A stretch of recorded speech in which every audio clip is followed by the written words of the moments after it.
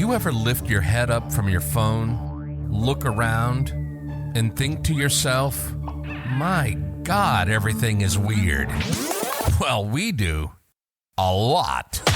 This is the Observation Station, a unique, entertaining, and hilarious podcast. If we observe it, we talk about it. Anything and everything. Anything and everything. Let's get weird and let's have some fun. This is the Observation Station. And now your host, Tommy Heitz.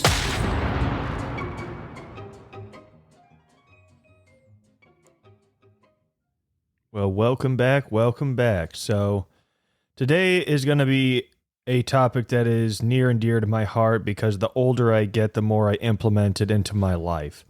It's going to be the magic of minimalism. Back in the day, it was more about trying to have it where let's just get some more stuff, acquire, buy this, get some toys, cars, jewelry. Rappers would always be talking about all the stuff that they have. Nowadays, it's just nice having your basic necessities, not having to go into too much debt, just trying to look cool for people you don't like. So today, Magic of Minimalism is going to be the episode. Hope you guys like it. And we're going to be going over some things that I've just found that make it easier for day-to-day living with less clutter in my head. So first off, with the cars. If you want to have a lot of cars, go ahead, do it. That's fine with me. I'm not here to tell you anything different. That's your life. But what I found is as simple as to have it where if your car is nice and clean and you just have one or two cars, everything's going to be understandably easy, especially like if you get pulled over, you have your car very organized, you just pull down your glove compartment, there's not crap all over the place, it doesn't reek of McDonald's French fries in the car. So keep a clean car. Don't have a lot of junk in there. You just have it where it's just your vehicle, basic things. You don't need to have 1,000 things sitting in the back seat. Stop having all this crap. All right. Second off, bedroom. You can have your TV, a desk, your clothes. But actually, if you figure it out when you have a lot of stuff that's in your closet that you've not really used or looked at in a while, pull it out, see if it's worth giving to a garage sale, donating to Goodwill or a family member, relative, because it's probably better in somebody else's hands or the recycling bin than sitting in your closet taking up space. That's what I have found many things to be just cluttering up the house. If you have just junk laying around absolutely everywhere, how are you going to have it in your head? Cluttered. So, a couple other things that I figured out for the computer is if you have all these tabs open, close them. Just have what you need open. There's so much that people have it where I've seen when I do work projects and collaborate, that these people have like 1,000 tabs open. Which makes no sense because that means that it's just segments of each operational task just not getting done a million times, or somebody just doesn't have a very organized mind. Now, I can understand if you have multiple monitors because you're having 6 different things going on at the same time. And usually somebody with 6 monitors probably has their stuff going on because first off, you're not buying that many monitors to do nothing.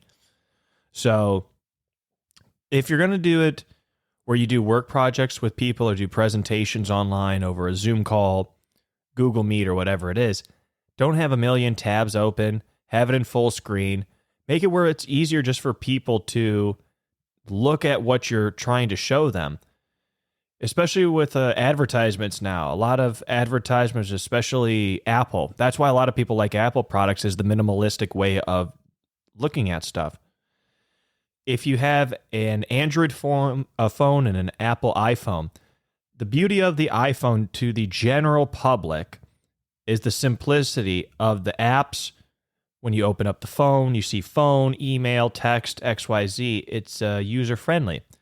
Where an Android phone is obviously going to be better to have it where you can customize it a lot more, unless you're jailbreaking your iPhone, which is another thing. But I'm saying just out of the box, an Android phone is going to be a lot more customizable. And look, Samsung even makes parts for the iPhone. A lot of people may not know about that. So, I mean, both are great companies. I just have it where I just rather have a lot of Apple products like the MacBook Pro, the iPhone. The Apple Watch, that just doesn't look very appealing to me. It just kind of seems like something that is a little bit of a too much of an extension of your phone where you're just getting another screen. It's just kind of a sub-screen. And I understand it can do things like if you get a text message, you don't even, I don't know. The cool thing coming out for Apple would be the Vision Pro. If anybody has seen that, it's not VR, it's AR. So VR is virtual reality, AR is augmented reality. So the difference between that is VR is like having it where you have a headset, you put it on, and it's like a whole video game in front of you. Okay, so it's the video game itself. It's a virtual reality. Augmented reality is you're putting on glasses where you can see in front of you as if they are glasses, maybe not prescription grade, but they're glasses like you can see through it like a window, and it makes the world turn into a video game. But it's hard to explain until you see the whole glasses on you itself. And it's just something that is very cool. Right now, artificial intelligence is in its infancy. I keep bringing it up because there's so much cool stuff coming out in the AI world. I'm so excited to dive into it, different sub-episodes, and get completely excited about the next couple of years of what's going to happen with the world, because this is a completely new technology. It feels like the internet in 99, however people describe that, is like, oh my God, we have the internet and now we can send emails and chat rooms, all this other stuff. It sounds like I'm dated over here. But coming back to the magic of minimalism, and look, I don't know if you can hear, and I apologize. There's some rain hitting the window here, so if it's coming through, I do apologize. But anyways, so the whole point of the magic of minimalism is when you wake up, there can't be a lot of frustration to say, oh my God, where did I leave my keys? Or what am I eating for breakfast? Or what time do I need to be waking up? Where do I need to be going with my job? You know, all these things. If you have less things to worry about, hence where I was trying to go with the clean car, is if you're just riding around in a dirty car, you're just kind of feeling dirty. You just don't feel good. You want to always constantly have it where you're in the mood of not having to think about a lot of things, because in general, there's enough things and factors to have in your life to think about. Why add them and self-inflict that pain onto yourself of more factors to make yourself even more stressed out? That doesn't make any sense. It's like shooting yourself in the foot knowingly.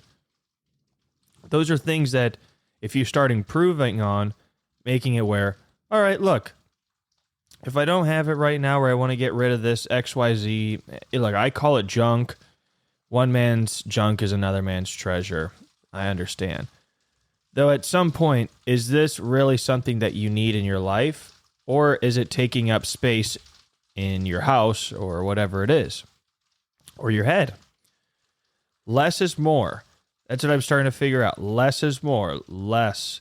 So you don't need to have like a million cars. Maybe you can have a few good cars instead of, but it's like I said, I keep coming up with the car analogy because people want, oh yeah, I want to have this car, that car, this car, that car.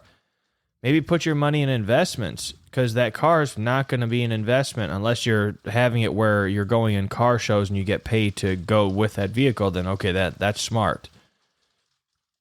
These are things that I think about on a daily basis of what do I really need? And what is it that it's just like, okay, this is just a waste of space and waste of time to even think about. The less things you have to think about, even the better. It's not always like saying, oh, I have to be extremely busy and keeping my mind on the move or else I'll go crazy. Well, what's the whole point of having to keep yourself constantly going? At some point, your mind has to have it where it needs to rest, recuperate, and figure out, okay, this is what I need to do. Not just constant, like a rat just or a hamster or whatever it is on the wheel.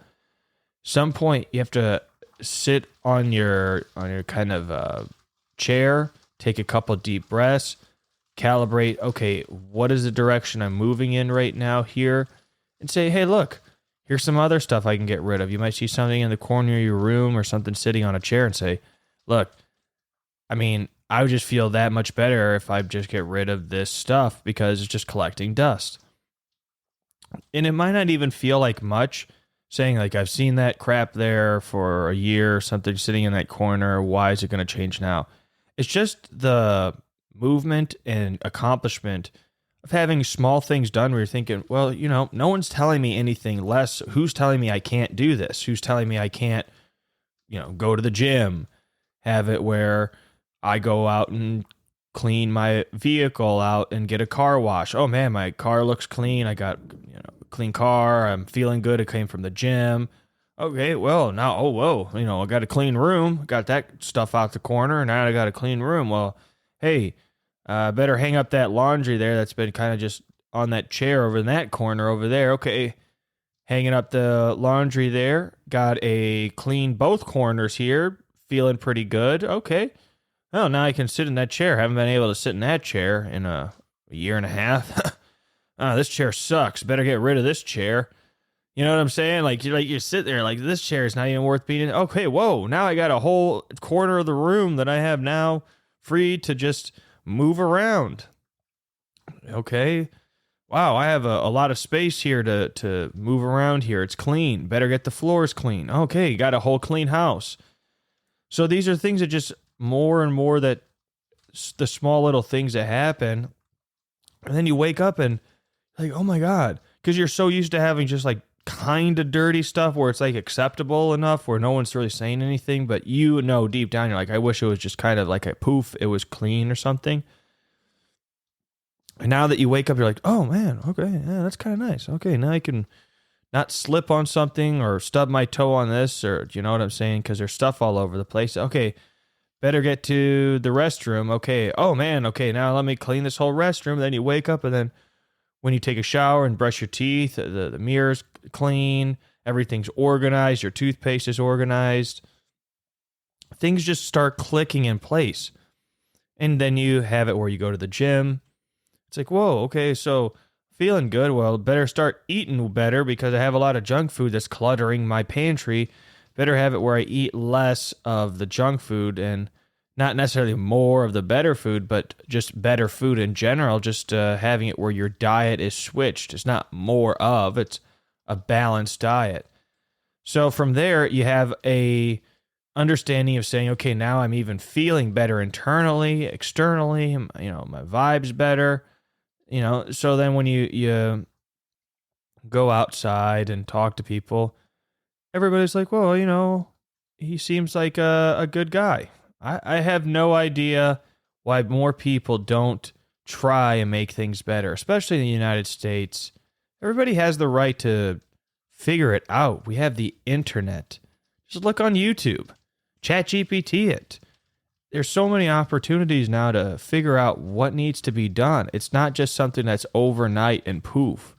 That is not something that happens. You only see that on the TV, the lottery, movies, and stuff like that. It's an effort. There's a lot of things that you're like having sentimental value and say, oh, I can never live without that or something like that. Just have it where at least you get rid of the low-hanging fruit, throw it out, sweep, and just start feeling better. Because it's like, man, I don't even have to buy more stuff because you see how clean your room is and you think to yourself, well, you're on this roll. You're like, well, I don't need to buy more stuff. I have enough.